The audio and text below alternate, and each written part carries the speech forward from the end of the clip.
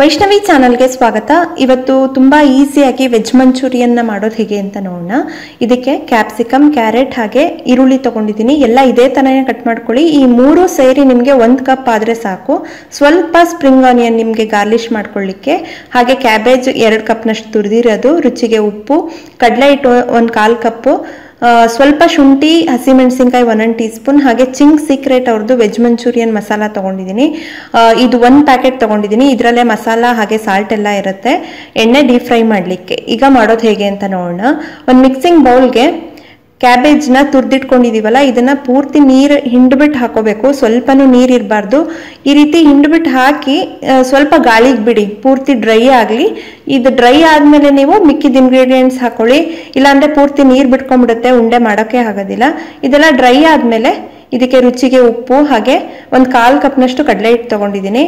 ಅದನ್ನು ಹಾಕಿ, ಶುಂಠಿ ಮತ್ತು ಹಸಿಮೆಣಸಿನ್ಕಾಯಿ 2 ಸಣ್ಣದಾಗಿ ಹೆಚ್ಚಿಟ್ಕೊಂಡಿದ್ದೀನಿ. ಇದನ್ನು ಹಾಕಿ ಮಿಕ್ಸ್ ಮಾಡಿ ಉಂಡೆಗಳನ್ನ ಮಾಡ್ಕೋಬೇಕು. ತುಂಬಾ ಕಿವುಚಕ್ಕೆ ಹೋಗ್ಬೇಡಿ, ಕ್ಯಾಬೇಜಲ್ಲೇ ನೀರಂಶ ಇರುತ್ತೆ, ಸೊ ಪೂರ್ತಿ ಬಿಟ್ಕೊಂಡ್ಬಿಡುತ್ತೆ. ಹಾಗೆ ಎಕ್ಸ್ಟ್ರಾ ನೀರು ಕೂಡ ಹಾಕಬಾರ್ದು.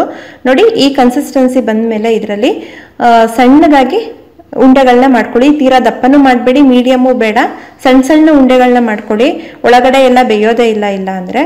ಸೊ ಎಣ್ಣೆ ಮೀಡಿಯಂ ಉರಿನಲ್ಲಿ ಕಾಯಕ್ಕಿಟ್ಟು ಕಾದ್ಮೇಲೆ ಸಣ್ಣ ಉರಿನಲ್ಲಿ ನೀವು ಡೀಪ್ ಫ್ರೈ ಮಾಡ್ಕೋಬೇಕು. ತೀರಾ ಹೈ ಫ್ಲೇಮ್ ಇಟ್ಕೊಂಡ್ರೆ ಒಳಗಡೆ ಎಲ್ಲ ಮೆತ್ತಗಿರುತ್ತೆ, ಮೇಲ್ಗಡೆ ಕಪ್ಪಾಗ್ಬಿಡುತ್ತೆ ಕ್ಯಾಬೇಜು. ನೋಡಿ, ಪೂರ್ತಿ ಸಣ್ಣ ಉರಿನಲ್ಲಿ ಇಟ್ಕೊಂಡು ಪೂರ್ತಿ ಗೋಲ್ಡನ್ ಬ್ರೌನ್ ಬರೋವರೆಗೂ ನೀವು ಡೀಪ್ ಫ್ರೈ ಮಾಡ್ಕೊಳ್ಳಿ. ಈ ರೀತಿ ಡೀಪ್ ಫ್ರೈ ಮಾಡ್ಕೊಂಡು ಒಂದ್ ಕಡೆ ತೆಗೆದಿಟ್ಕೊಳ್ಳಿ. ನೀವು ಬೇಕು ಅಂದ್ರೆ ಇನ್ನೂ ಕ್ರಿಸ್ಪಿ ಆಗಬೇಕು ಅಂದ್ರೆ ಇನ್ನೊಂದ್ಸಲ ಕೂಡ ಇದನ್ನ ತಣ್ಣಗಾದ್ಮೇಲೆ 1 ನಿಮಿಷ ಬಿಟ್ಟು ಮತ್ತೆ ಇನ್ನೊಂದ್ಸಲ ಡೀಪ್ ಫ್ರೈ ಮಾಡ್ಕೋಬಹುದು, ಆಗ್ಲೂ ಕೂಡ ಚೆನ್ನಾಗಿರುತ್ತೆ. ನೆಕ್ಸ್ಟ್ ಒಂದು ಮಿಕ್ಸಿಂಗ್ ಬೌಲ್ನಲ್ಲಿ ನೀವು ವೆಜ್ ಮಂಚೂರಿಯನ್ ಮಸಾಲಾನ ಹಾಕಿ ಇದಕ್ಕೆ 300 ml ಅಷ್ಟು ನೀರು ಹಾಕೊತಾ ಇದ್ದೀನಿ. ನೀರು ಹಾಕಿ ಮಿಕ್ಸ್ ಮಾಡಿ ಇಟ್ಕೋಬೇಕು. ಸ್ವಲ್ಪನೂ ಗಂಟಿಲ್ದಂಗೆ ಮಿಕ್ಸ್ ಮಾಡಿ ಒಂದ್ ಕಡೆ ತೆಗೆದಿಟ್ಕೊಳ್ಳಿ. ನೆಕ್ಸ್ಟ್ ಒಂದು ಪ್ಯಾನ್ನಲ್ಲಿ 2 ಟೇಬಲ್ ಸ್ಪೂನ್ ಅಷ್ಟು ಎಣ್ಣೆನ ಬಿಸಿ ಮಾಡಿಬಿಟ್ಟು ಇದಕ್ಕೆ ತರಕಾರಿಗಳನ್ನ ಹಾಕೊತಾ ಇದ್ದೀನಿ. ಈರುಳ್ಳಿ, ಕ್ಯಾಪ್ಸಿಕಮ್ ಹಾಗೆ ಕ್ಯಾರೆಟ್ ಇದೇ ಥರನೇ ಕಟ್ ಮಾಡ್ಕೊಳ್ಳಿ. ಮೀಡಿಯಂ ಸೈಜಲ್ಲೇ ಚೆನ್ನಾಗಿರುತ್ತೆ. ಇದನ್ನ 2 ರಿಂದ 3 ನಿಮಿಷ ಹೈ ಫ್ಲೇಮ್ನಲ್ಲಿ ಇಟ್ಕೊಂಡು ಫ್ರೈ ಮಾಡ್ಕೋಬೇಕು. ನೀವು ಲೋ ಫ್ಲೇಮ್ನಲ್ಲಿ ಇಟ್ಟರೆ ತರಕಾರಿ ಎಲ್ಲ ಬೆಂದ್ಬಿಟ್ಟು ಮೆತ್ತಗಾಗ್ಬಿಡುತ್ತೆ. ಜಸ್ಟ್ ನೀವು ಲೈಟಾಗಿ ಫ್ರೈ ಮಾಡ್ಕೋಬೇಕು, ಎಲ್ಲ ಕ್ರಿಸ್ಪಿ ಆಗಿರಬೇಕು.